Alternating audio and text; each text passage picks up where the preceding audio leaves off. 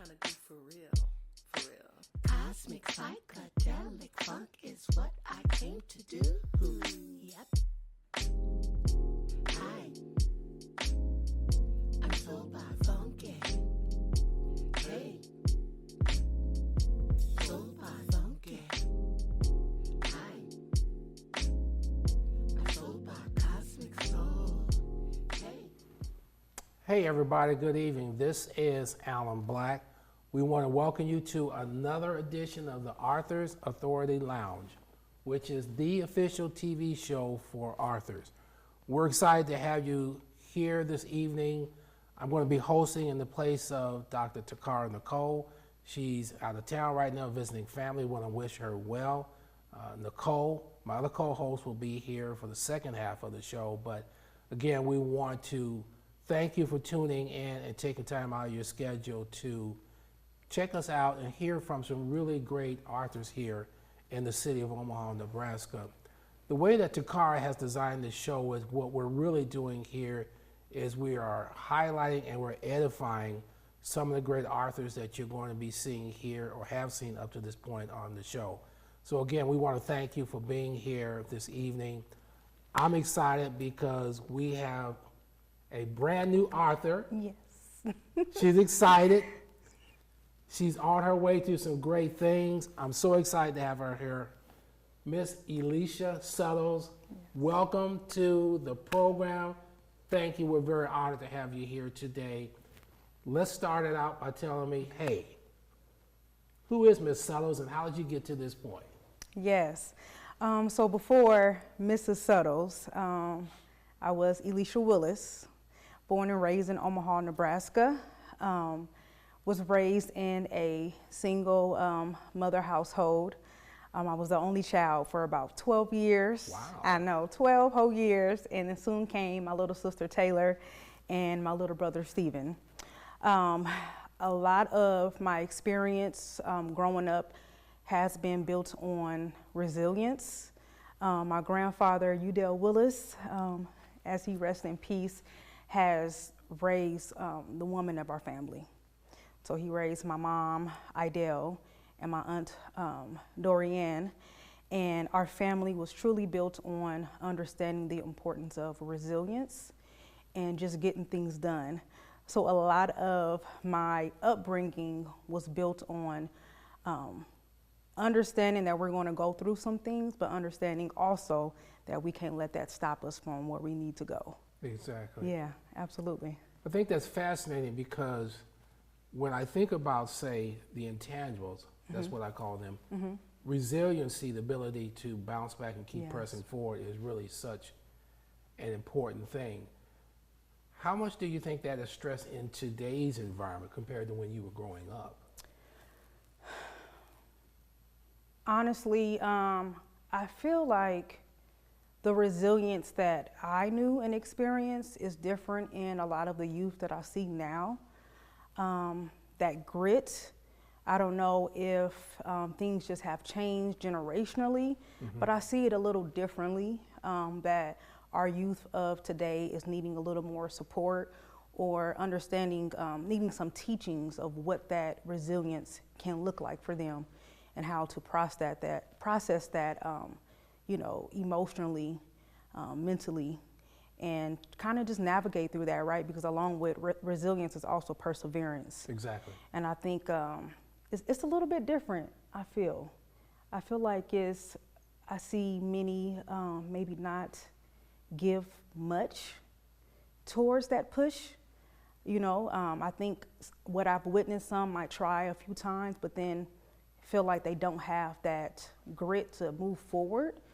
So that's one of the goals that I try to do as a therapist when I am working with youth, really focusing on their strengths, right, and affirming and understanding what it means to validate self, because a lot of resilience and perseverance comes from, within. So if you're challenging with, internalizing some things, then it's not going to be beneficial on the external factors. So based on your childhood experiences, focusing on things like perseverance and resiliency, You mentioned now that you are working as I'm guessing a mental health therapist. Yes. How much of that childhood experience are you pouring into what you're doing today professionally, working with young people and different individuals? I will honestly say all of my childhood experiences. It was when I was about 7 years old. I was molested, and from that experience led me to kind of go through life with, again, surviving, like that survival mode, that resilience, that strength, and oftentimes going through life, it just seemed that I just always lived in survival mode. And as I got older and realizing some things that I went through culturally, right? Oftentimes I see as a culture, as in, being Black or African American, a lot of things when it's connected to sexual abuse or anything of that sort is really not brought to a head. I've heard many of stories that it's kind of just, for a lack of better words, kind of swept under the rug, So a lot of times from that experience personally, I was raised from that, but living in silence. So a lot of that resilience and perseverance I still had, but I didn't have the boundaries. Okay. Didn't have the boundaries. I didn't know healthy relationships, right? Certain things from that experience made me feel like it was the norm to act a certain way, to seek for, attention or validation from others. And that's what I see a lot in our youth, especially with social media, right? The power of just the comparison game. Yes. Yes. Trying to look like the next and just losing ourselves to everybody else's expectations. So me experiencing a lot of that, going through my own domestic abuse, emotional abuse, a lot of things I've experienced, and I see patterns in other young women, youth, and just things generationally that I felt like I needed to make a change, especially when I had my firstborn. The firstborn, they usually see you go through the most. They see you go through the most. And as a firstborn on both sides of my family, I witnessed my mother fight through but never gave up. And that was important for my daughter to see me at my worst, but also see me at my best when I graduated and became a therapist, and the things that I'm doing to ensure that she's healing with me, and her understanding the importance of why I am a therapist, not just to talk about problems, but to help our generation and the generations after to break those cycles, that systemic cycles of trauma. That's fascinating, because one of my concerns is, if I can just say that as a layperson, Yes. the generational recycling of, say, not healing. Yes. And the tendency to sweep it under the rug. So you mentioned growing up that you were in a survival mode. What was the moment when you went from saying, I can't just look at this from survival, I have to move beyond this and prosper in terms of where I want to go as an individual? When did that happen? Yes, I honestly want to say just about 3 years ago. Shortly after going through an abusive relationship and starting my schooling to be a therapist, I just noticed that my strength was no longer helping me, it was actually harming me. Almost felt like being strong was overrated. Just from living in that survival mode. And I realized that I truly wasn't living because I still had all these things that I haven't unpacked. And I seen it showing up in my relationships, right? Just with my family, just in spaces that survival or feeling like I was always at war didn't need that level of strength. And that's when I chose to decide that I need to live. I really needed to live. And that's why one of the things that intentional healing promotes with any of my clients who choose to work with me is to know that I'm going to challenge you to feel it, heal it, and then let it go. Because oftentimes we are impacted, but then we overlook it, right? We might mask it or self-medicate with certain things, behaviors, food, things that kind of make us numb in a sense, because we are in this survival. Like, I don't have time to process because I have all these other things that I have to accomplish. But I got tired of just, in a sense, running in circles.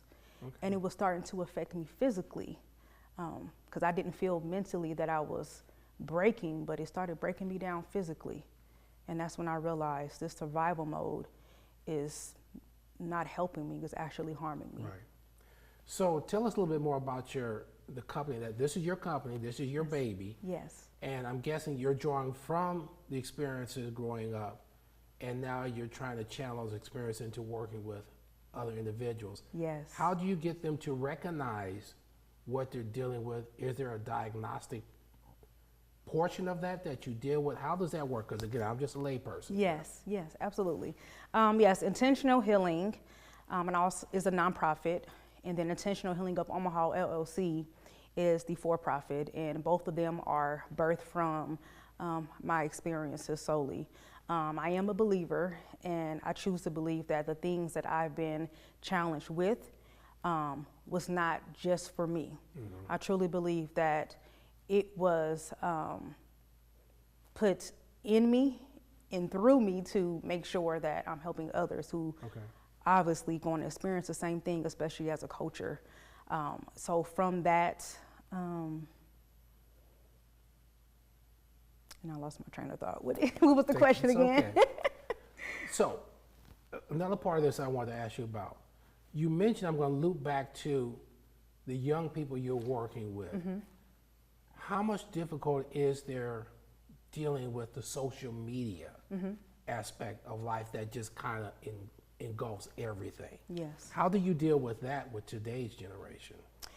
It's very difficult because a session with me could be an hour a week, but then your life outside of me is really engulfed in social media, right? Being in school or just your peers. So it can be really challenging. And I really try to focus on them understanding the concept of self-love, self-respect, right? Like, it's okay to be different, to stand out, to be true to you, to be your authentic self.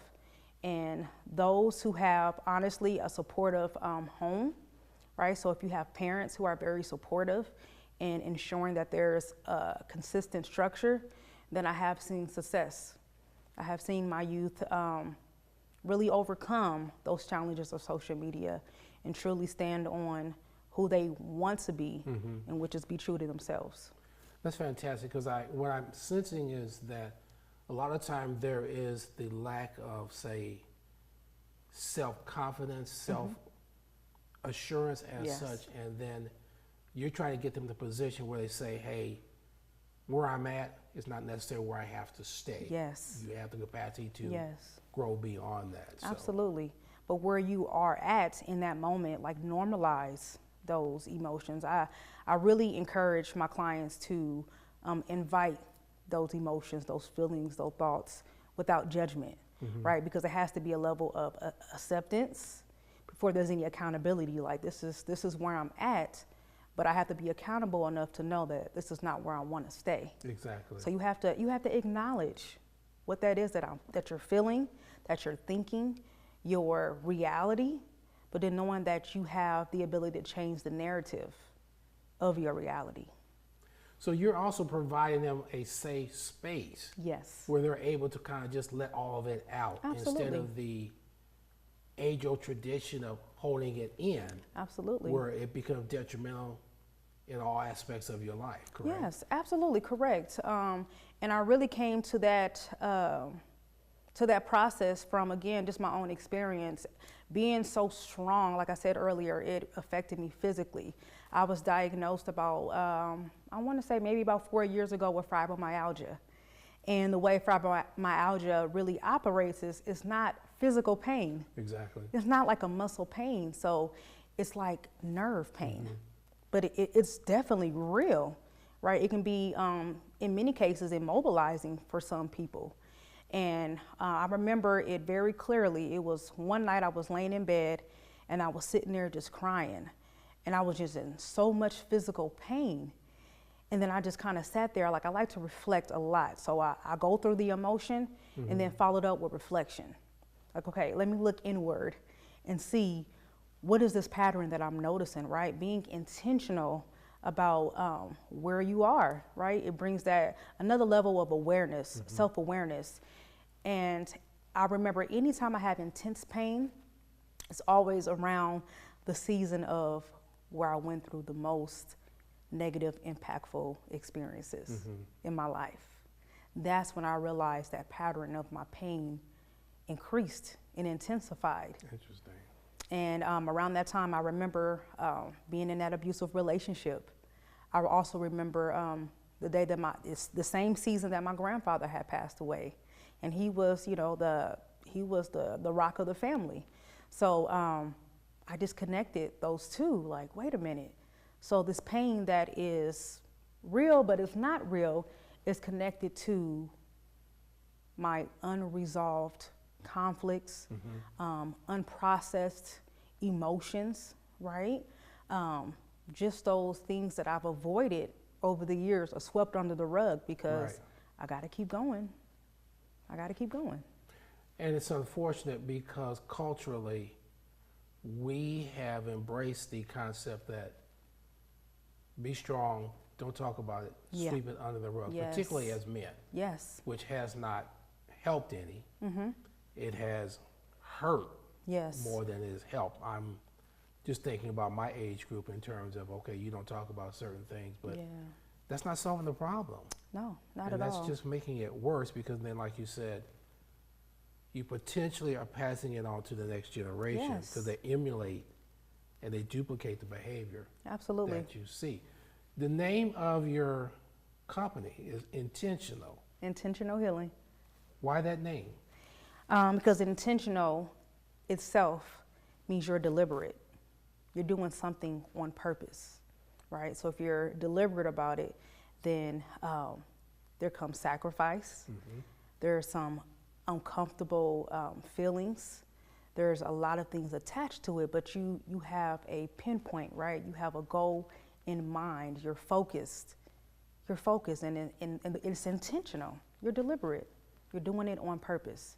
And then the healing part, and it's ING, because healing is evolving, right? You heal from one thing. That doesn't mean you're completely healed. It's just now I can focus on the next thing that needs the healing. So you're looking at this with your company from a holistic perspective, yes, a which holistic is perspective. kind of different from what I probably grew up with because you just thought, well, that one thing, everything else is fine, don't worry about it. But we've never thought about, until these recent years, the holistic aspect of that. Yeah, the holistic aspect. It's like layers of an onion. You just keep peeling away, but there's still so many layers, right? We have, just from generationally, we have, you know, just from the slavery days on up, like all those things are passed down intergenerationally from relationships. So it's just a lot that we have to unpeel to resolve, right? And doesn't say that it just disappears. It might come up later, but the point of also seeing a therapist is to equip you with those tools, those coping skills that's needed. So if you're ever triggered, in a sense, then you'll know how to handle that, and it won't deter you away from being intentional. So with everything up to this point, we're talking about the professional side of who you are and aspire to be and continue to grow with. How did that lead you to this transitional period of becoming an author? Talk to me about that. Yes. So metamorphosis, embracing the journey Okay, we'll hold it up so everybody can see of it. intentional healing to lasting transformation was birthed from my personal experiences that I so happened to package in a professional light. So through this book, it is truly a guide with a little bit about my life and the things that I've been through, because I think it's so important that when you're talking about something, that people want to know that you actually can resonate from the experience, right? Because you actually lived through it and not just read it in a textbook. So I really wanted it to be personal on a level like, hey, I went through these steps and they worked for me. And the whole goal is to be intentional while you go through and pick out what's really good for you, right? But this is a book that is, from the beginning, is an ultimate challenge, right? The first part of it is just a message to your faith. So right away, it is it's going to help you test what level of faith you are at, because it's going to take a high level of faith to get through a lot of things that you have experienced, right? And then from there, understanding what you are born into. So intentional healing created Metamorphosis. I created Metamorphosis because I wanted to be an intentional transformation guide. Now, is there a special meaning to the name Metamorphosis? Yes, it is. So each chapter is an analogy of the caterpillar to the butterfly. I like that. I like Yes, that. so starting at the egg phase. And the reason why I did that is because the first chapter, the experience, is about you doing a genogram. What's a genogram? I've never heard of that. Yeah, so a genogram is different from your traditional family tree. Okay. You know, your family tree, you know, oh, this is mom, this is dad, and this is who their mom and dad were. They had this many cousins and all these different things. But a genogram is a little more intentional. Okay. A little more intentional. It talks about your relationships, your social relationships, your psychological factors. Okay. Yeah, so it does get into that intergenerational. So those things that might have been passed down. So for example, if mom and dad maybe was divorced, and then you start calculating how many others in the family was divorced, or who else in the family had a mental health illness, right? Maybe sexual abuse, domestic abuse, anything like that. It captures the patterns in your family that's generational. So today, you just completed your book signing. Congratulations. Yes, thank you. This is your first book. Yes, it is. So tell us how the book signing went. Yes. How was it received? Where can they get your book? And just tell us about that experience that you had with the book signing and everything. Yes. Oh, the book signing was amazing. We had it at Dry Spokes, which is off of Leavenworth. It's a beautiful facility. They make mocktails, and you can have many events for those who do not drink. But it's a beautiful facility, and I had over 60 attendants that was in there. Thank you. And the capacity was 95, so we had to find some extra chairs for people to come in and like sit. That kind of yes, problem. absolutely. I like that. And we started off with sound healing. Again, from a holistic standpoint, sounds create healing well, right? It gives you a different experience with being mindful about yourself, being in tune with yourself. And that was done by the phenomenal Andrea Joy, who owns Joy in Light. And she did the sound bowls for us. And then I had Elisha Caldwell, who was my moderator. And it was phenomenal. I had a lot of people asking questions on just some skills and just from my experience, some tools that they could use to implement in their own lives. Okay. I did realize that a lot of them were focused on their children. And I'm assuming that it was from seeing how those patterns was passed down. Exactly. Yeah, yeah. So, now you've done your first book. Yes. Metamorphosis. Yes. We need to know where can they get the book. And then the next question, which I told you about before we started. Yes. What's the next book? Yes. So where do they get book number one? So book number one, it can be purchased at Amazon.com. You can search up Metamorphosis, Embracing the Journey of Intentional Healing, or you can look up my name, Elisha Suttles, and it will pop up. So you can get it from Amazon.com, or if you're locally, just reaching out to me via social media, which is Elisha Suttles, or intentionalhealing.com on Facebook and Instagram. And I can provide it locally as well. So this first book, is it, in a sense, not just reflective, but instructive? And is it something you're going to build on with your second book? Because you mentioned this is sort of like a workbook, Yes. almost like a self-awareness, self-actualization, if I can describe Absolutely. it that way. Yep, that's it. So what will the second book be like? The second book will focus on just issues in the tissues. So again, It's kind of heavy. it correlates because I talked about just how personally, how my trauma and all those negative, impactful experiences affected me physically. And I've known many women that I've been in relationship with who've shared just diagnosis like endometriosis, which I also was diagnosed with endometriosis, fibromyalgia, just different inflammation related diagnosis that a lot of physicians just like, this is some things that just kind of comes on, but there's really no cure for it, or it's almost like an unsolved mystery.